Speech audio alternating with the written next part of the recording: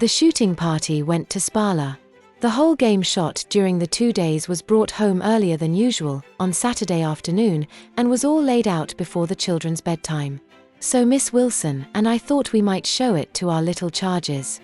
We accordingly wrapped them up, and took them out, and they were delighted. The little princess was full of life and fun. I never remember to have seen her in higher spirits than she was on Saturday evening. She prepared and carried out an innocent little practical joke on her father and the Empress. She asked me to put her 3 eldest cousins in her bed, and leave little Anastasie alone in her bedroom.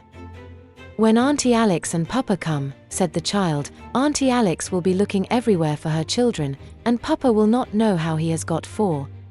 Accordingly it was done, and I stepped into the corridor to ask the Empress and the Grand Duke to be very much surprised.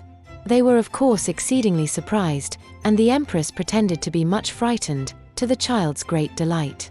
You could hear her laughter all through the house, as one by one the cousins were disclosed. On Sunday morning Miss Wilson told me that little Ella had a sore throat. The doctor came, but the throat was then better. He said it was possible that the change of food might have disagreed with her, but he was not in the least alarmed, and neither were we. I kept my little ones out as much as possible, to keep the nurseries quiet for the ailing little one. At 4 o'clock we returned from the drive. Miss Wilson looked up quickly and said cheerfully, "My baby is ever so much better. She has had no return of the sickness for a couple of hours, and is sleeping quietly." She then went into the room to the sick child. I went to the doctor and congratulated him on the improvement in his little patient. "Improvement," he echoed, "the child is dying of failure of the heart." I felt stunned for a moment. Then I sent for the Empress and the Grand Duke. They both came down to see her. Neither of them could see that she was very ill, nor in any danger. So absolutely did they disbelieve in the possibility of any danger to the child that they went to the theatre that night. After they had gone, the doctor said that he would like a second opinion. We sent off for a specialist in Warsaw. Before he came, the imperial family returned from the theatre. The Empress and the Grand Duke came in to see the little one, who roused herself and spoke brightly to them. The Empress told me not to be nervous or frightened about the child, that she would be all right in the morning. They went to bed, and the child speedily sank into a semistupor. I told Miss Wilson I could not leave her alone with her sufferer, but would stay all night with her. Presently, the 2 little Grand Duchesses, Marie and Anastasie, began to scream, and I ran into their room. I found them both standing in their beds looking terribly alarmed. They told me there was a strange man in their room, who had frightened them. I thought the nightlight might have thrown a shadow, which frightened the children into thinking there was someone in the room. I lit a candle, and taking little Anastasie in my arms, carried her round the room to prove to her that there was absolutely nothing to frighten her. It was dreadful to me to see her in such a fright. Marie kept talking about the dreadful person, and starting up in wild horror every now and then. The doctor came in and out, and told me that the strange doctor had come and had given the little sufferer an injection of caffeine. When next Marie began to talk about the mysterious stranger, I said, "A strange doctor had come to help to make Cousin Ella quite well, and perhaps he might have come to the door in mistake, or you might have heard him speak, but there is no one in the room now." She assured me that the stranger was not a doctor and had not come through that door at all, and did not speak. Suddenly she stood up and looked at something which I could not see. "Oh," she said, "he is gone into Cousin Ella's room." Anastasie sat up on my knee and said, "Poor Cousin Ella. Poor Princess Elizabeth."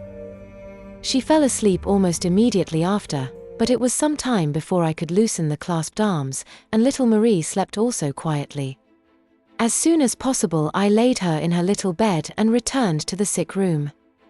The strange doctor said to me when I entered the room, "The little child is no better." I asked him what was wrong, and he said, "Paralysis of the heart." He had given her many injections, both of caffeine and camphor, but to no avail. Suddenly she sat up in her bed and looked from one to the other of us with wide, frightened eyes. She cried out suddenly, "I'm dying. I'm dying."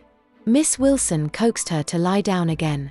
The child turned to me, and said anxiously, "Send a telegram to Mama." I promised it should be done, and she added, "Immediately." We continued to fan the feeble spark of life, but moment by moment it declined. She began to talk to her cousins, and seemed to imagine she was playing with them. Miss Wilson was kneeling beside the bed. The dying child turned and kissed her. Another minute and her race was accomplished. The bright young life was ended.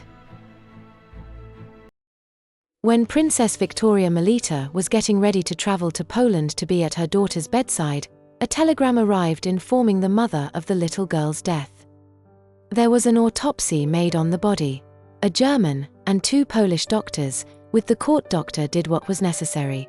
They found Ella had died of suppressed typhoid, was 12 days ill, but it never showed. Elizabeth's body was placed in a silver casket, a gift from Nicolas II, for the journey back to Darmstadt. Her father arranged a white funeral, with white instead of black for the funeral trappings, white flowers, and white horses for the procession. In a final gesture to Elizabeth and Ernst, Victoria Melita placed her badge of the Order of Hesse, granted to her upon her marriage, into Elizabeth's coffin. As for me and my little charges, we left for Tsarskoye Selo the very day little Ella died.